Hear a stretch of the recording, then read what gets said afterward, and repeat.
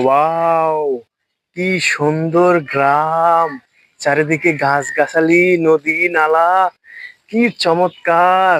Wow, beautiful lady. কিরে বেয়াদব বেয়াদব, কারে লেন্ডি কইছস? হ্যাঁ, এই রাস্তাঘাটে মেয়ে দেখলে এগুলো শুরু করস না? লেন্ডি কারে কইছস?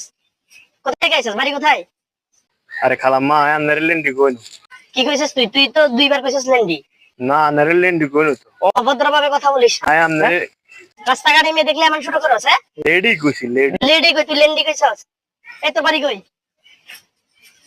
ফাইজলামি করস? কিরে বন্ধু, কি হয়েছে? সমস্যা কি? আরে বন্ধু কইস না, এরে আমি কইছি বিউটিফুল লেডি, এরপরে আমার লগে সে উল্টা পাল্টা কথা বলে। এ তোমার বন্ধু আমার এই আমাকে লেন্ডি বলে বকা দিচ্ছে। আস্তাগফিরুল্লাহ। এগুলা কি শুরু করছে? রাস্তাঘাটে মেয়ে দেখলে, মানুষ দেখলে এগুলা বলে?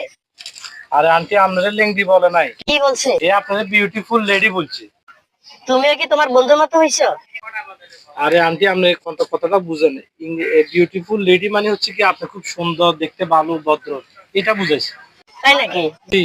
আর বেটা, তুইও বেটা ফাজিল বেটা। ইংলিশ মিডিয়ামে তো হইছস বেটা, গ্রামের মানুষগুলো বুঝে বিউটিফুল লেডি লা করে।